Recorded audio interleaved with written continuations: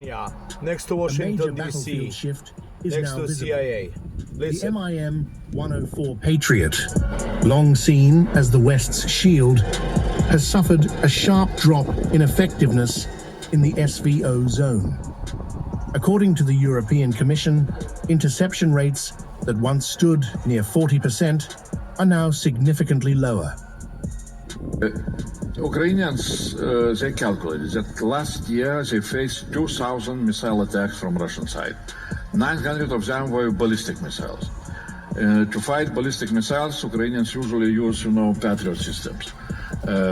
Some keys, they have several of them, but not such a big, amount. The reason is tactical evolution. Russian forces have upgraded their ballistic missiles, enabling mid-course and terminal trajectory changes. These unpredictable paths are complicating interception calculations, reducing the success rate of Patriot systems. The shift highlights how rapidly battlefield technologies are adapting under sustained conflict pressure. Now, in Patriot system, at the very beginning of last year, effectiveness was around 40%, but Russians managed to modernize their ballistic missiles. Now they're able to change the trajectory, effectiveness went down. At the center of this transformation are systems like the Iskander-M and advanced strike platforms capable of maneuvering in their final phase. This evolution challenges traditional air defense logic, where fixed trajectories once allowed reliable interception. That predictability is now being steadily eroded. It means that, in order to shoot one ballistic missile, Russian ballistic missile, you need to use 2 or 3 even, so-called PAC-3 missiles or Patriot missiles. So Ukrainians need around of 2,000 or even maybe more annually of Patriot missiles. The impact is becoming visible across the conflict zone. Reduced interception rates are allowing more incoming threats to penetrate defensive layers. This development underscores a growing gap between offensive missile innovation and existing defensive capabilities, as highlighted in assessments attributed to European and Western officials. For NATO-aligned systems, this is a moment of reassessment. The Patriot platform remains advanced, but evolving threats are testing its limits in real-time conditions. The changing dynamics signal a broader challenge for air defense strategies that rely on intercepting high-speed, maneuvering ballistic targets. As the conflict continues, the focus now shifts to adaptation.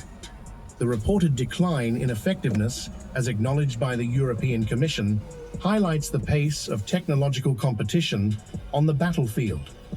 The outcome will depend on how quickly defensive systems can respond to these new and complex aerial threats.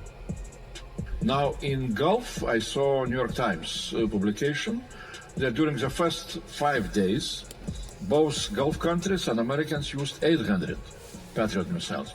The whole production at the moment in the United States, from public sources, you can have this number, is 750 per year. So arithmetic speaks very, very clearly. We need to develop our own, missile production.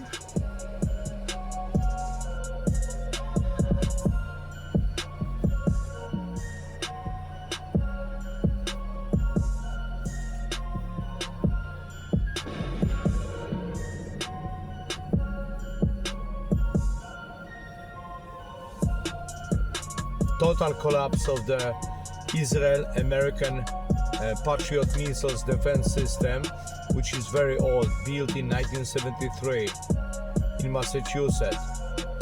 Russia outsmart Patriot, NATO, Israel, United States. Not only in Ukraine, but also technology which Iran possesses. Just American missile system is too expensive. Greetings from Washington, McLean, Virginia, next to Central Intelligence Agency. This is Lech Alex Berjan, phone number 571-397-9481. Thank you.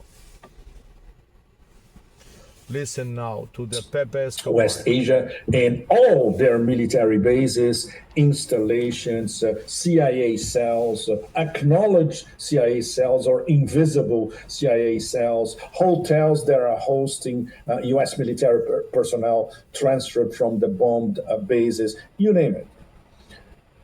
So at the same time, and that gets even crazier, we have the taco element. Trump always chickens out. We are counting, many of us. So far, we have already identified 4 tacos these past few days in desperation.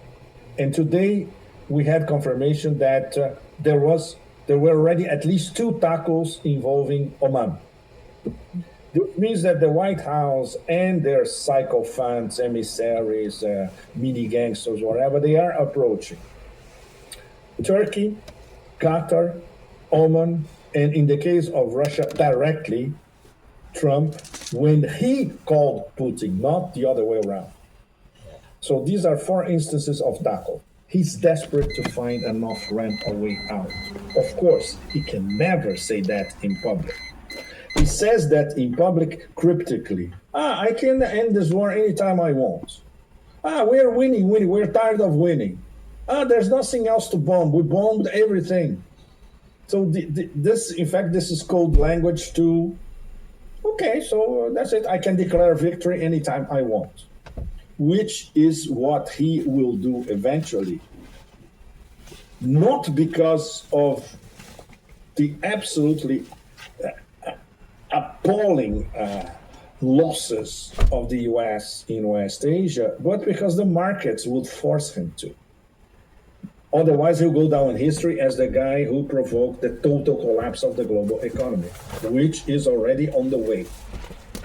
And this, the Strait of Hormuz is one component of the big picture. And it's getting more complicated by the day. Just as a starter, to you, Nima, and to all of you, our audience, there are 4 levels of transiting or not transiting in the Strait of Hormuz now, which until a few days ago was an international waterway, the most important bottleneck in the world. So now there are 4 levels. First level, China. You can go back and forth anytime you want, anywhere you want to go, wherever you come from, going to China, no problem. Or if you're going back from China to refuel in the Persian Gulf, no problem, because there is a bilateral deal, Tehran, Beijing, which was concluded last Thursday. Definitely, first there was an understanding, an oral understanding. Then they struck a real deal this past Thursday. The second tier is countries who ask Iran for free passage. And then there are 2, especially, but the situation is completely different between those. One of them is Bangladesh. Bangladesh diplomatically asked Iran, look, we have an enormous energy problem. The Iranians said, no problem. As long as you identify yourselves as, coming and going to Bangladesh, no problem. And India. India is extremely complicated. There was a phone call a few days ago, and I include this in one of my columns this week, between Jaishankar, the Ministry of Foreign Relations of India, and Arakshi, Minister of Foreign Relations of Iran. Basically, Jaishankar was asking for free passage in the Strait of Hormuz. This was the key of the conversation. Apparently, Arakshi said yes, and Arakshi behaved like a gentleman, the gentleman that he is. He's a real diplomat, vastly experienced. And he said, look, considering how you treated us these past few weeks, we're going to have to talk about that in the future. But it's okay. Let's keep our relationship. Your strategic ambiguity, we understand why you practice that. But let's talk about this later.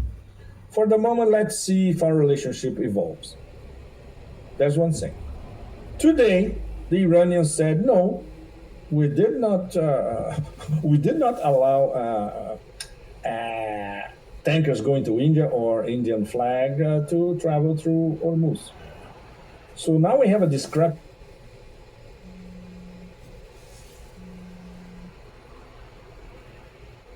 between what the foreign ministry in Tehran is saying and what the IRGC is saying.